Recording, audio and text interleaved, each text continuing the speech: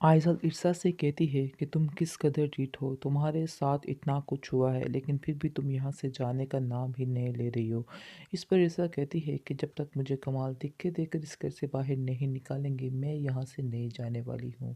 इस पर आइज़ल कहती है कि वो वक्त भी जल्द आने वाला है, क्योंकि तुम्हारी असलियत वैसे तो तकरीबन खुल चुकी है, लेकिन जब खुलकर सामने आ जाएगा तो तुम्हें धिक्के भी देकर इस घर से बाहर निकाल दिया जाएगा, क्योंकि तुम्हारी हरकतें तो यहाँ पे रहने वाली है ही नहीं। कोई भी इंसान ये पसंद नहीं करेगा कि इस तरह की औरत के साथ रहे, इसलिए बेहतर यही होगा कि तुम खुद ही चली जाओ। फ़रियाल आगे कहेगी कि तुम सही नहीं कर रही, यानी कि तुम्हें इधर नहीं रहना चाहिए। इंसान की भी कोई सेल्फ रिस्पेक्ट होती है, तुम्हें तो इस चीज़ का पता ही नहीं है। तुम्हें पता तो है कि कमाल बिल्कुल भी तुम्हें पसंद नहीं करता, ना ही तुमसे कोई बातचीत करता है, लेकिन फिर भी तुम उसके पीछे पीछे भागती हो, तुम्हें बिल्कुल शर्म नहीं आती है इन बातों की। आगे से वो कहती है कि मेरी भी मजबूरी है इधर रहना, इसके अलावा मज़ीद कुछ भी नहीं है। मुझे जब मौका मिलेगा मैं यहाँ से चली जाऊँगी, यानी कि बहुत जल्द यहाँ से चली जाऊँगी। लेकिन उसको शक हो जाता है कि दानियाल बिल्कुल फेक इंसान है, इसलिए अब वो कोई स्टेप लेने से अब तैयार कर रही है और बहुत ज़्यादा परेशान भी है कि उसने क्यों ऐसा सब कुछ किया, यानी कि दानियाल के पीछे लग के उसने कमाल के साथ अपनी बिगाड़ ली है। लेकिन अभी तो उसे इस चीज़ों का अंदाज़ा नहीं हो रहा, लेकिन अभी वो उसी अकड़ में बैठी हुई है जिस अकड़ में वो पहले थी, क्योंकि वो ज़ाहिर ही नहीं करवाना चाह रही कि वो किसी मैटर में गलत थी। वो तो ऐसे है कि जैसे हर चीज़ में वो ही ठीक है, इसलिए अभी इससे इस बातों का पता नहीं चल रहा है और वो वैसे ही फ़रियाल के साथ मूड ऑफ रखती है और उसको कहती है कि जब तक तुम यहाँ से नहीं जाओगी मेरे घर के हालात नहीं ठीक से हो सकते हैं। आइज़ल को भी काफ़ी गुस्सा आता है और कहती है कि आपको इस तरह से बात नहीं करनी चाहिए थी फ़रियाल आंटी के साथ। वो आपसे इतनी तमीज़ से बात करती हैं, लेकिन आपका लहजा है कि बस क्या कहें, ठीक होने का नाम ही नहीं ले रहा, इसलिए बेहतर यही होगा आगे कि से अपने फ़रियाल लहजे को कहती बदल है डालें। कि मैं आखिर कौन होती हूँ किसी को कुछ कहने वाली। मेरा तो कोई हक ही नहीं बनता इस घर में मैं कुछ बोलूँ। इसलिए बेहतर यही होगा कि तुम इसको खुद समझा दो। मैंने तुम्हें पहले ही कहा था कि मैं यहाँ पर नहीं रह सकती हूँ, लेकिन तुमने मेरी एक नहीं सुनी और तुम अपनी ही मर्ज़ी करके दोनों मुझे यहाँ पर ले आए। आगे से आइज़ल कहती है कि आप आंटी कैसी बातें कर रही हैं, जो सोच रही हैं बिल्कुल गलत सोच रही हैं, ऐसा कुछ भी नहीं है। आपको इधर ही रहना है और कुछ भी नहीं होना, यानी कि आप मज़ीद आपकी तबीयत ख़राब हो सकती है अगर आप इधर नहीं रहती हैं तो। इस पर वो एग्री हो जाती है और कहती है कि हाँ, मुझे भी ऐसा लगता है कि मैं जब अकेली रहती थी तो मैं काफ़ी ज़्यादा डिप्रेशन में चली गई थी। मुझे इस चीज़ का एहसास हो चुका है। आप लोगों की बहुत मेहरबानी कि आप लोगों ने मुझे इधर रख लिया है। मैं आप लोगों का एहसान कैसे उतारूँगी? लेकिन इर्सा को समझाना ऐसे लग रहा है जैसे बहुत मुश्किल है। वो मुझे एक्सेप्ट नहीं कर रही है इस घर में। आगे से आप देखेंगे कि इर्सा कमाल को कहती है कि मुझे ऐसा लगता है कि आजकल कुछ ज़्यादा ही आपका ध्यान उसकी तरफ हो चुका है। आपको मेरी तो कोई परवाह है ही नहीं। आखिर क्यों ऐसा हो रहा है? आगे से वो कहता है कि ये तुम्हारी सिर्फ़ और सिर्फ़ गलतफ़हमी है, इसके अलावा और कुछ भी नहीं है। क्योंकि तुम मेरे पे यकीन नहीं करती हो इसलिए ये सब कुछ हो रहा है और मज़ीद भी इस तरह हो सकता है क्योंकि तुम्हारे दिल में कोई एतबार वाली चीज़ ही नहीं है मेरे बारे में। वो तरह-तरह की बातें वो भी सुनाती है और वो भी इसको समझाने की कोशिश में लगा रहता है कि तुम आखिर क्यों परेशान हो रही हो? क्यों इस तरह की बातें कर रही हो? तुमने ऐसा क्या देख लिया जो तुम ऐसे कर रही हो? आगे से आप देखेंगे कि कमाल जो है वो इर्सा को कहता है, तुम क्या समझ रही हो कि तुम बहुत ज़्यादा ठीक हो, यानी कि तुम मेरे साथ बहुत सिंसियर हो।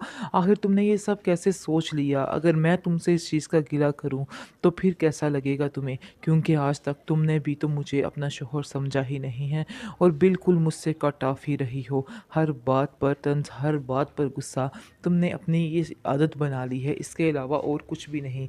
मैंने काफ़ी दफ़ा कोशिश की है तुम्हारे साथ ठीक होने की, तुम्हारे साथ आगे हाथ बढ़ाने की, लेकिन तुमने मेरी एक नहीं सुनी है।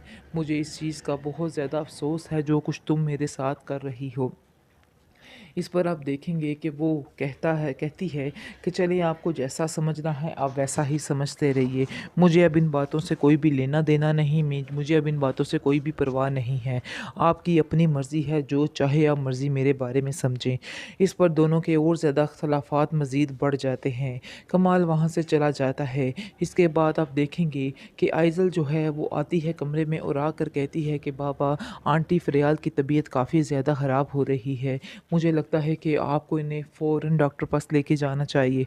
इस पर आप देखेंगे कि फटाफट से आता है कमाल और जाकर क्या पूछता है फ़रियाल को क्या हुआ। फ़रियाल बताती है कि मेरी तबीयत काफ़ी ज़्यादा ख़राब है, मुझे डॉक्टर की ज़रूरत है, मुझे डॉक्टर पास ले जाओ।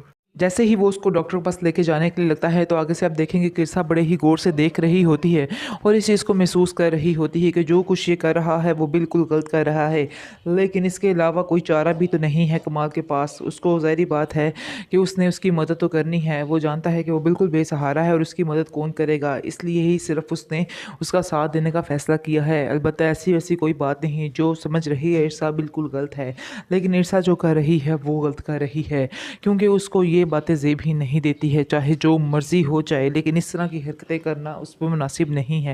लेकिन उसको इस बातों का एहसास नहीं हो रहा और वो अपनी ही ज़िंदगी में बस मगन है।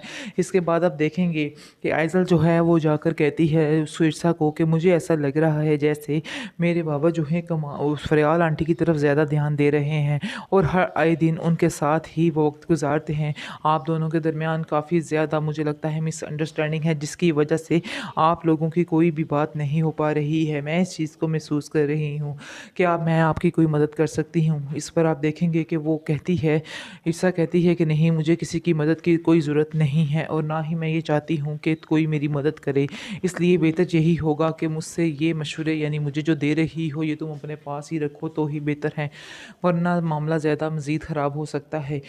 काफ़ी देर उनकी भी आपस में लड़ाई झगड़ा चलता रहता है, क्योंकि वो भी समझ जाती है कि ये भी फ़रियाल के साथ ही मिली हुई है, सारी इसकी मिली-जुली बकत है और दोनों एक साथ ही हैं। और इसके बाद आप देखेंगे कि इरसा कहती है कि मुझे ऐसा लग रहा है जैसे तुम फ़रियाल के साथ मिलकर ये सारी गेम चला रही हो, लेकिन अगर तुम ऐसा कर रही हो तो मैं तुम्हें कभी भी इन बातों में कामयाब नहीं होने दूँगी। ये तुम्हारी बहुत बड़ी गलतफ़हमी है। आगे से इरसा आइज़ल कहती है कि अगर आपको ये पता चल ही चुका है तो आप भी अपने ज़हन में ये बात बिठा लें कि मैं ऐसा करके ही रहूँगी जो मैं कर रही हूँ और मुझे इन बातों से कोई भी रोक नहीं सकता है। ये मेरा आपसे वादा है कि मैं आपको बहुत जल्द इस घर से निकाल कर ही सांस लूँगी। आगे से आप देखेंगे कि कहती है इरसा कि मैं इस घर में खुद भी नहीं रहना चाहती, ये तुम्हारी भी गलतफ़हमी है। तुम जो सोच रही हो वो बिल्कुल गलत है। मैं एक मिनट के लिए भी इस घर में रहना पसंद नहीं करती हूँ, लेकिन मेरी भी कुछ मजबूरियाँ हैं जिसकी वजह से मुझे इधर रहना है। आगे से आप देखेंगे कि आज़िल उसको कहती है कि आपको जितना पैसा चाहिए, जो चाहिए, मैं आपको देने को तैयार हूँ, लेकिन मैं आपको इधर बर्दाश्त नहीं कर सकती। अब आप भी ये बात समझ लें तो फिर ही बेहतर है, वरना आपके लिए भी मुश्किल है और मेरे लिए भी मुश्किल है। मुझे इस तरह के मज़ीद हरबे आज़माने की ज़रूरत ही ना पड़े अगर आप मेरी फ़ौरन से बात मान लें और यहाँ से चली जाएँ। आगे सिरसा कहती है कि मैं बहुत जल्द इधर से चली जाऊँगी, तुम्हें कुछ भी कहने की ज़रूरत नहीं है।